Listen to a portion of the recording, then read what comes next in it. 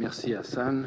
Effectivement, on m'a donné une tâche, une mission impossible au bout de 2 jours extrêmement riches en propositions, en discussions, en points de vue.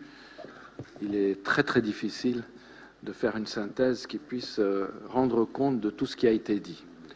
Et donc, le type de synthèse que j'ai faite, c'est j'ai essayé un peu de voir quelques grands points. Évidemment, ce n'est pas exhaustif, c'est très ouvert encore à toute proposition, mais on a essayé de mettre ensemble plus ou moins tout ce qui avait été dit ici et qui avait été dit de très important. Mais avant de vous donner les points concrets, je crois qu'il faudrait rappeler ce que nous a dit hier Simon Serfati, que l'espace atlantique était une évidence. Ce sont ces mots d'hier. Et je crois que je ne ferai pas injure à nos amis chinois ou indiens ou asiatiques, dont j'admire beaucoup le succès économique des dernières années, et je ne ferai pas injure à cette idée que peut-être, dans quelque temps, le monde se déplacera vers le Pacifique. Je crois quand même que l'Atlantique a encore des très beaux jours devant lui. Et je crois qu'il a des très beaux jours parce qu'il suffit de regarder un peu quelques données de base. En gros, cet espace atlantique réunit près de 2/3 du PIB de la planète. Ce n'est pas rien. Par ailleurs, mieux encore, c'est dans cet espace que se fait 70% de la consommation globale de la planète. Ce n'est pas rien non plus. C'est ici que se concentre pratiquement une grande partie du trafic maritime et aérien. Et cette région, ou en tout cas cet espace atlantique, concentre plus de la moitié de l'eau renouvelable, l'eau douce renouvelable de la planète. Et bien évidemment, elle joue un rôle extrêmement important du point de vue de l'énergie, de ses ressources énergétiques, mais également de ses ressources minières, qui sont parmi les plus importantes au monde. Par ailleurs aussi, si l'on regarde bien, c'est un espace où se concentrent pratiquement toutes les grandes productions agricoles de la planète. Et donc nous avons là un espace avec des ressources immenses qui joueront un rôle fondamental dans le monde de demain. Par ailleurs aussi, c'est un espace de tension, d'opportunités, de contraintes, de problèmes. C'est peut-être l'espace au monde où se côtoie la plus grande diversité et la plus grande difficulté, le plus grand fossé entre des grandes puissances industrielles, les plus grandes puissances industrielles de la planète, et les pays les plus démunis. C'est aussi un espace qui est parcouru par ce qu'on a appelé la criminalité transnationale, les trafics de toutes sortes, les problèmes de sécurité, de violence, qui sont extrêmement importants dans cet espace également. La grande chance de cet espace, c'est qu'il allie une grande diversité et quelques fortes références communes. Et en dépit, et c'est une spécificité bien particulière de cet espace atlantique, qui en dépit des terribles drames historiques qu'on connaît tous, il est de bon augure pour l'approfondissement de la coopération.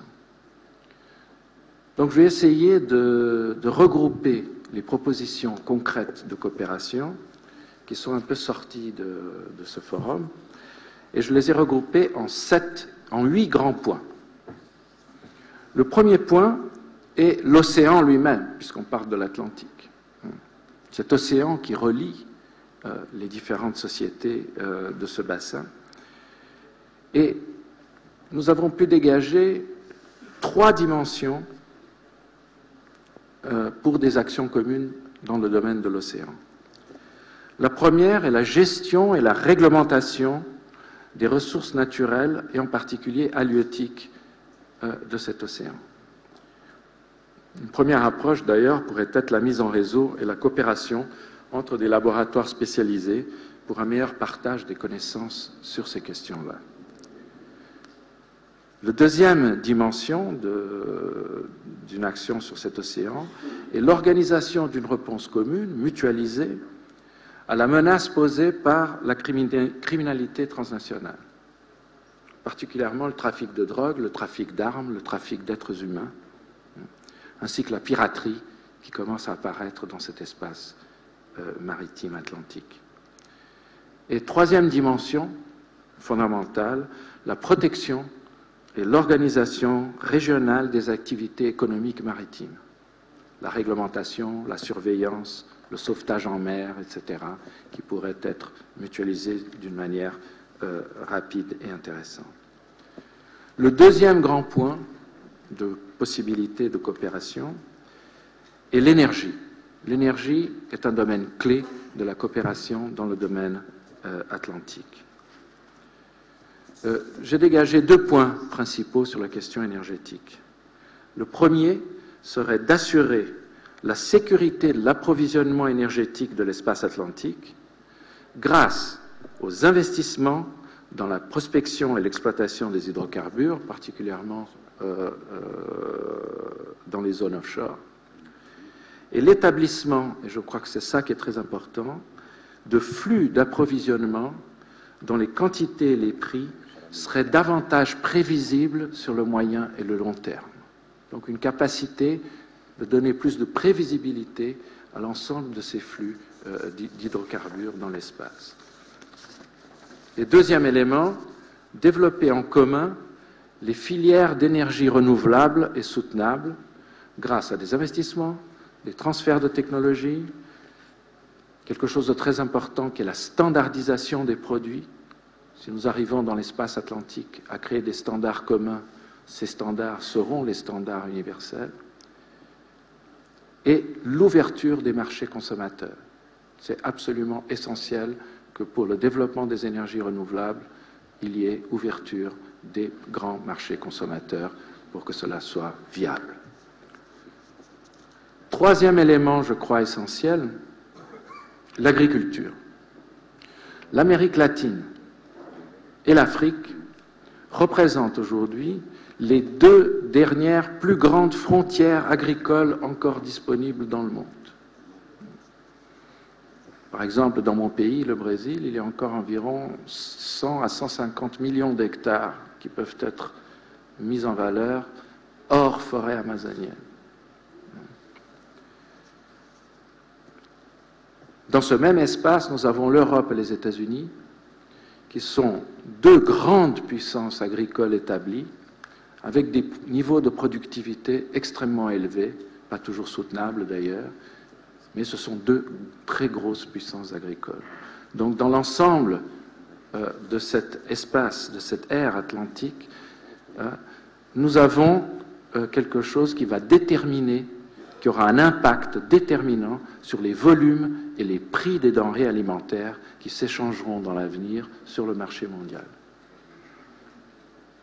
Ici également, l'objectif est de mobiliser les capitaux, la recherche agronomique, les moyens de production et de distribution, comme les fertilisants, les machines, les infrastructures, afin de garantir à la fois une production soutenable, c'est-à-dire maîtrise des techniques de production, protection des sols, préservation des ressources et de la biodiversité, et, encore une fois, comme dans le cas de l'énergie, trouver des moyens pour garantir une prévisibilité élevée des approvisionnements à long et des prix à long terme.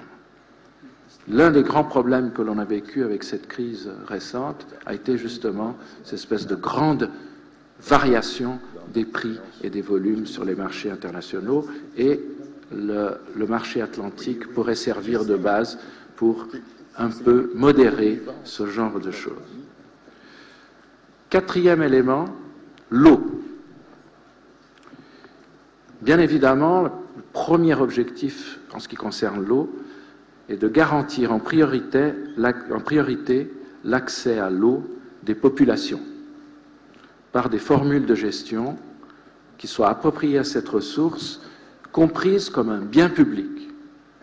Et ça, je crois que c'est extrêmement important. Le deuxième élément est de développer également des programmes de gestion soutenable des ressources hydriques dans cet espace atlantique, non seulement dans les domaines de l'agriculture, qui consomme le plus d'eau, mais aussi, et c'est ça je crois le plus important, dans les processus de production industrielle et miniers, et également dans la production d'énergie. Le cinquième élément est la lutte contre le réchauffement climatique et la défense de la biodiversité. Dans ce cadre, j'ai distingué deux grands éléments.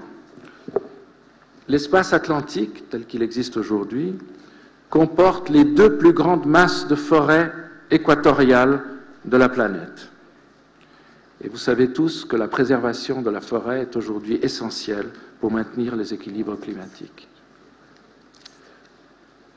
Mais il faut également, et c'est fondamental quand on parle de forêt, assurer les possibilités de développement pour les habitants de ces régions et de ces forêts. Beaucoup pensent qu'il faudrait transformer les forêts en une sorte de parc naturel. Mais cela n'est pas possible quand il y a des milliers, des millions de personnes qui vivent également dans ces forêts. Donc, l'idée, c'est de mettre en place des actions qui visent à préserver la forêt tout en mettant en place des modèles de croissance économique qui soient respectueux de la biodiversité et peuvent faire l'objet de coopérations interétatiques et en partenariat avec le secteur privé. Il y a des exemples très intéressants qui commencent à venir. On a parlé du Congo hier. Au Brésil, par exemple, il y a déjà un accord qui s'est ébauché entre le Brésil et la Norvège sur la préservation de la forêt, où de grands programmes pilotes pour essayer de trouver des modèles de développement soutenable dans l'État d'Amazonas. Le deuxième élément de la question climatique, ce sont les deux pôles, arctique et antarctique. Ces deux pôles jouent un rôle extrêmement important dans la régulation climatique mondiale. Et le réchauffement climatique actuel modifie les données de la navigation polaire et l'accès aux ressources de ces régions. Il est probable que le statut de ces régions risque d'être remis en cause dans les décennies qui viennent. Et il est fondamental qu'il y ait des accords, qu'il y ait une coopération pour que cela se fasse sans que l'on aille vers des catastrophes dans ces deux endroits. Or, les pays riverains de l'Atlantique ont toujours démontré, plusieurs pays riverains de l'Atlantique ont toujours démontré un grand intérêt pour ces zones, et il serait essentiel qu'un dialogue puisse s'établir entre ces pays afin de mieux gérer les inévitables évolutions que vont subir ces statuts dans les deux pôles. Le sixième élément, j'en ai mis 8, donc je vous ai dit qu'il y en avait 8, le sixième élément est la question de la mobilité humaine et du développement, ce que certains appellent le problème de l'immigration. Nous préférons dire le problème de la mobilité humaine. L'espace atlantique se prévaut d'une tradition de brassage, parfois douloureuse, parfois non douloureuse. C'est un espace que depuis toujours, il y a eu un énorme mélange de populations. Et la coopération dans le domaine du mouvement des personnes dans cet espace est urgente. Urgente d'abord pour éviter que l'on approfondisse encore des approches sécuritaires du problème. Il faut commencer à faire vraiment la différence entre la lutte contre le trafic d'êtres humains et la mobilité des personnes. Il faut être capable de garantir les droits des émigrés et de trouver des solutions win-win ou gagnant-gagnant, aussi bien pour les pays d'accueil que pour les pays d'origine. Et donc là, il y a véritablement des grandes possibilités de coopération et d'action commune pour les pays riverains. J'ai mis en évidence 3 points en ce qui concerne la mobilité. Le premier serait peut-être le développement de chaînes de production de valeur transnationales permettant la création d'emplois dans les pays d'origine qui seraient liés à l'accès au marché des pays d'accueil. Le deuxième élément serait d'offrir des produits d'épargne et des coûts de transfert plus compétitifs pour canaliser les flux financiers des émigrés vers des investissements productifs dans leur pays d'origine. Et troisième élément, des accords de coopération en vue de la prévention des flux clandestins et de la lutte contre les trafiquants d'êtres humains dans le respect des droits des immigrés. Septième et avant-dernier point, le développement de nouvelles technologies nécessaires à l'adaptation des économies atlantiques à un niveau modèle, à ce fameux nouveau modèle d'économie propre qu'on nous promet pour l'avenir. Alors, cela implique beaucoup plus qu'un simple transfert de technologie. Il ne s'agit pas simplement de transférer des technologies. On sait bien qu'il est toujours très difficile de transférer des technologies, surtout quand elles permettent de faire des bonnes affaires. Il s'agit beaucoup plus de monter des projets d'investissement productif communs dans le cadre de partenariats croisés afin d'accélérer cette mutation vers des nouveaux modes de production plus soutenables. Et cela veut dire également, et je crois que c'est extrêmement important parce que l'on voit poindre ce genre de danger à l'horizon, cela veut dire également combattre les nouvelles tentations ou les tentations d'un nouveau protectionnisme vert, où un certain nombre de pays industrialisés pourraient commencer à lever des barrières techniques à l'exportation des produits des pays en développement pour des raisons simplement écologiques, pour dire que ces produits ne sont pas assez verts. Et donc, il faut faire très attention à ce protectionnisme vert. Huitième élément et dernier, l'éducation.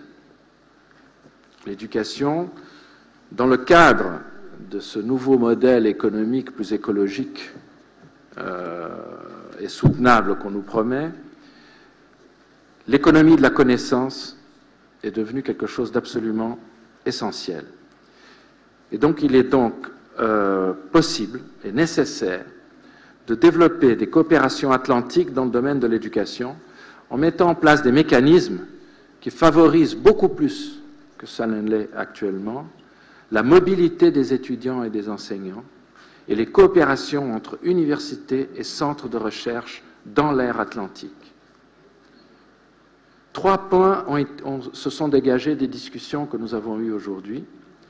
Le premier, c'est cette proposition d'une mise au point d'un socle commun de connaissances techniques de base à la fin de la scolarité obligatoire dans tous les pays riverains et qui soit reconnu par l'ensemble des pays riverains. Le deuxième élément était de définir un système commun de qualification professionnelle dans l'ère atlantique pour faciliter la mobilité des compétences. Et le troisième élément était d'identifier les métiers d'avenir dans l'environnement, l'eau, les énergies renouvelables et toutes les compétences connexes et mettre en réseau les institutions de formation qui préparent à ces métiers. Voilà en gros les 8 grandes aires de coopération pratique et concrète que nous pensons peuvent être proposées. Évidemment, à l'intérieur de ces différents domaines, on peut avoir beaucoup de projets particuliers, des projets qui mettent en route quelques organismes, quelques personnes, quelques États, etc. On peut décliner une série de projets à l'intérieur de ça. Alors, bien entendu, et je crois que ça c'est la conclusion qui a été d'ailleurs mise en avant hier par M. Abrams et par M. Serfati, il serait utopique et probablement contre-productif de penser que ces différents domaines d'action interatlantique devraient réunir tous les États souverains, riverains. On ne va pas recréer une ONU atlantique, ce n'est pas possible, une chose pareille. La seule voie raisonnable pour engager cette démarche est de concevoir ces différentes coopérations en géométrie variable, où chaque projet, petit ou grand, pourrait être porté par un certain nombre d'États ou d'acteurs non gouvernementaux ou d'institutions, celles qui sont intéressées à y participer. Et non pas comme une sorte de grande organisation fêtière de l'ensemble des États riverains. Il faut avancer petit à petit, petits pas, pour créer cette idée d'une communauté atlantique. Mais il est absolument nécessaire et utile, comme l'a souvent rappelé notre ami Victor Borges,